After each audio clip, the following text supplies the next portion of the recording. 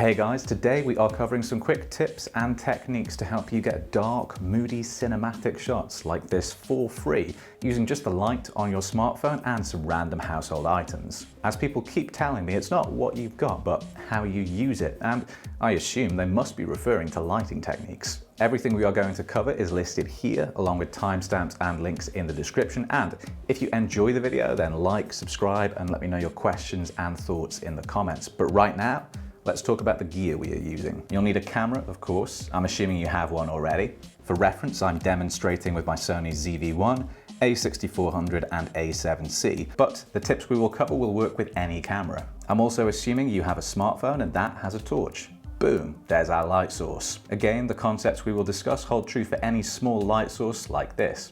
Lastly, we have a reflector. That might sound like a transformer that was too lame for the movies, but it's actually just a light reflecting panel. You can buy proper ones like these, but our zero budget option is the lid of a pizza box covered in kitchen foil. Thanks, pizza. I knew all that pandemic comfort eating was actually a good thing. Now, let's ignore that shooting pain in my chest and left. Speaking of healthy habits, let's talk shots. Oh wait. The script says camera shots. I wish I'd realized that before I did 8 takes of this. First, we can shoot with our light at a diagonal angle from our subject, which can give you a nice partial shadow effect and illuminate around half your subject or more. The little diagrams on screen help to explain our lighting. You can think of light positioning like the numbers on a clock or angles of a circle. The subject is at the center of our diagram, facing towards the camera, which is at the top. The arrow shows the position and direction of our light. Let's assume we want our light to the right of our subject. For these diagonal shots, you want to position the light around 1 to 2 o'clock or between 15 and 75 degrees. This will keep a decent portion of the subject lit and visible, and you can increase the contrast and shadows as you move the light further towards the side of the subject. Once we get to the side and have our light positioned around 3 o'clock or 90 degrees, you start getting some even darker and moodier vibes with less than half the subject lit. Moving slightly further back towards 4 o'clock or 120 degrees will create even stronger emphasis and more shadows than a Hank Marvin tribute convention. If the subject turns to the side, you can also get some nice profile silhouettes like this and create some great interplay of light and dark. These shots can be great for implying things about characters like mystery, internal conflict, or duality.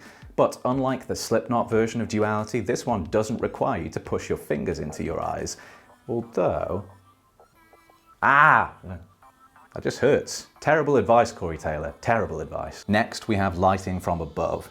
You can use this in front of the subject at 12 o'clock or 0 degrees to get some imposing facial shadows, especially around the eyes. Like a panda, the most cinematic animal. This is a popular technique you'll see in movies like The Dark Knight or The Godfather, especially with brooding or imposing characters. You can, of course, vary height with any other light positions for some cool effects, but this is especially important for a light placed straight in front of the subject.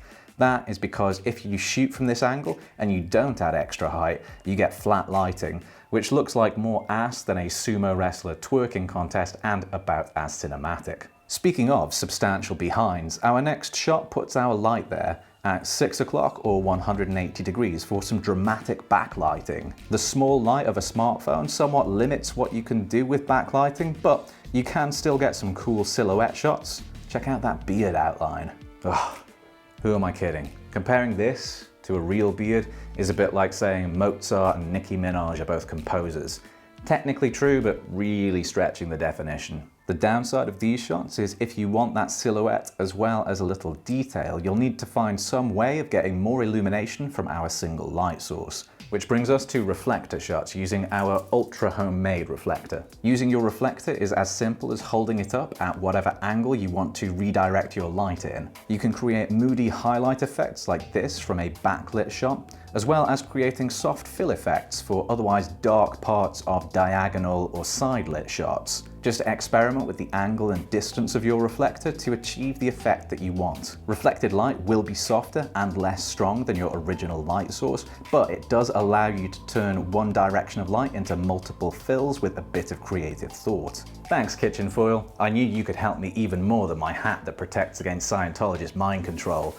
You should watch some Tom Cruise movies. Did you know he does all his own stunts? That was some unsettling product placement, but how about product shots? All the principles we mentioned here will work for product videography as well. For smaller items especially, you can include more movement of the light or reflector to achieve some really cool effects. Movements like that can be cool regardless of your subject, but they are often easier with products. Plus, items that catch the light, like glass or metal, will really lend themselves to this dark, contrast-heavy aesthetic.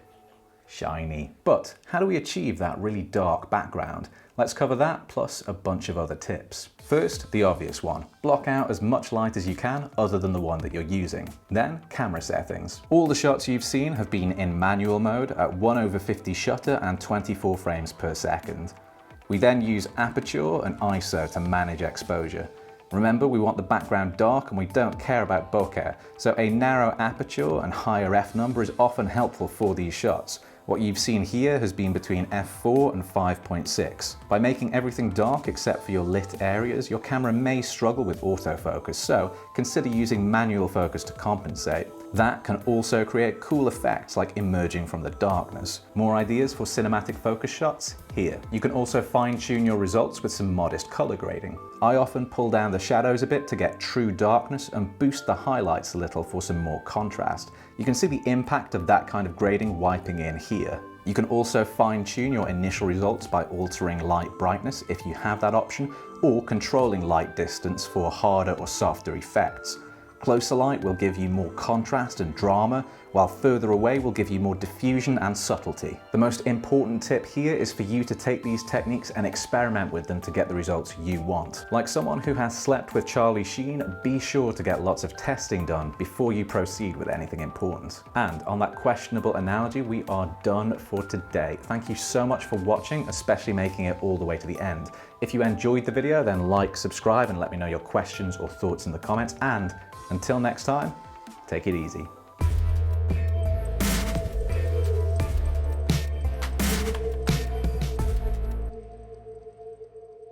To be fair to Nicki Minaj, her music made it very clear she thought I was a stupid hoe, whereas Mozart was a lot more ambiguous on that subject, so who is the real genius?